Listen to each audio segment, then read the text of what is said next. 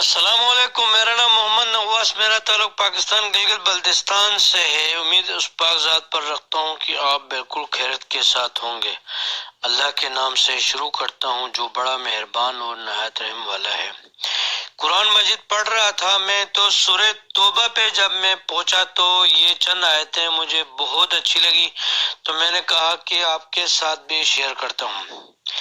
قرآن مجید کی سورہ توبہ کی آیت نمبر 18 سے لے کے آیت نمبر 27 تک میں آپ کو بتاتا ہوں جی اس کا ترجمہ۔ اللہ تعالیٰ بہت پیارے طریقے سے اپنے نبی صلی اللہ علیہ وآلہ وسلم سے فرماتے ہیں کہ اللہ کی مسجدوں کی رونق و آبادی تو ان کے حصے میں ہے جو اللہ پر اور قیامت کے دن پر ایمان رکھتے ہیں۔ یعنی اللہ پر اور قیامت کے دن پر آپ غور کریں ایک ایک پوائنٹ پہ۔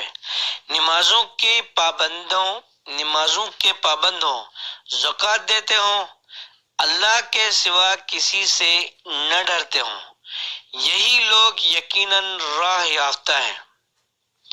کیا تم نے حاجیوں کو پانی پلا دینا اور مسجد حرام کی خدمت کرنا اس کے برابر کر دیا ہے کہ جو اللہ پر اور آخرت کے دن پر ایمان لائے اور اللہ کی راہ میں جہاد کیا؟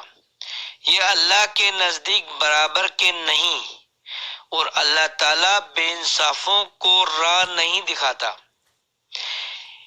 جو لوگ ایمان لائے، آپ ترجمے کو غور سے سنیے گا، جو لوگ ایمان لائے، ہجرت کی، اللہ کی راہ میں اپنے مال اور اپنی جان سے جہاد کیا، اور اللہ کے ہاں بہت بڑے مرتبے والے ہیں۔ پھر اللہ تعالیٰ فرماتا ہے کہ اور لوگوں مراد پانے والے ہیں، اور یہی لوگ مراد پانے والے ہیں۔ انہیں ان کا رب خوشخبری دیتا ہے اپنی رحمت کی اور رضامندی کی، اپنی رحمت کی اور رضامندی کی اور جنتوں کی۔ ان کے لیے وہاں دوامی نعمت ہے، وہاں یہ ہمیشہ رہنے والے ہیں۔ اللہ اپنے نبی صلی اللہ علیہ وسلم کے ذریعے ہم تک یہ میسج پہنچاتا ہے، یہ میسج تا قیامت تک ہے۔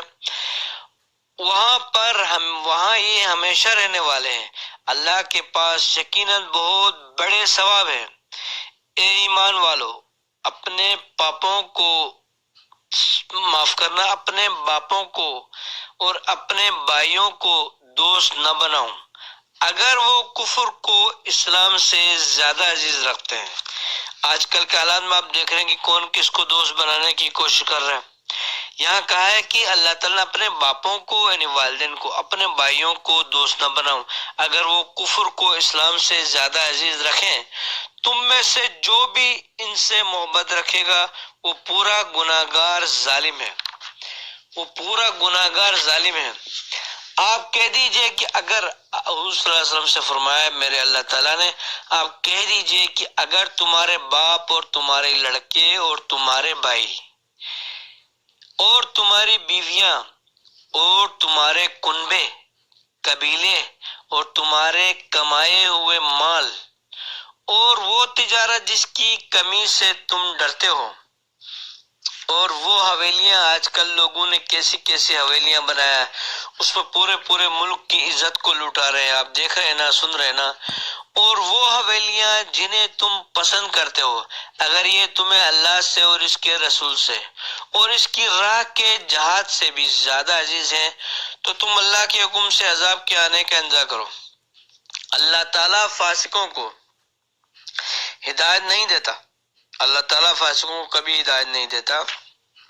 یقیناً اللہ تعالیٰ نے بہت سے میدانوں میں تمہیں فتح دی ہے، اور حنین کی راہ اور حنین کی لڑائی والے دن بھی جبکہ تمہیں اپنی کثرت پر ناز ہو گیا تھا، یعنی تھوڑا سا اکڑ آ گیا تھا، لیکن اس نے تمہیں کوئی فائدہ نہیں دیا، بلکہ زمین باوجود اپنی کشادگی کے تم پر تنگ ہو گئی، پھر تم پیٹ پھیر کر مڑ گئے، بھاگنے لگے جنگ سے۔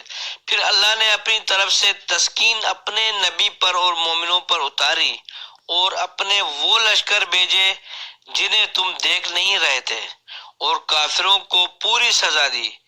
ان کفار کا یہی بدلہ تھا۔ پھر اس کے بعد بھی جس پر ایمان چاہے اللہ تعالیٰ اپنی رحمت کی توجہ فرمائے گا۔ اس کے بعد بھی جس پر چاہے اللہ تعالیٰ اپنی رحمت کی توجہ فرمائے گا۔ اللہ ہی بخشش و مہربانی کرنے والا ہے۔ اس قرآن مجید کی ان آیات کے ترجمے کو میں آپ تک پہنچانے کی کوشش کر رہا ہوں۔ اللہ آپ کو سننے اور سمجھنے کی توفیق دے۔ میرے چینل کو لائک اور سبسکرائب کریں اور اپنے دوستوں تک بھی ان آیات کو شیئر کریں۔ بہت شکریہ۔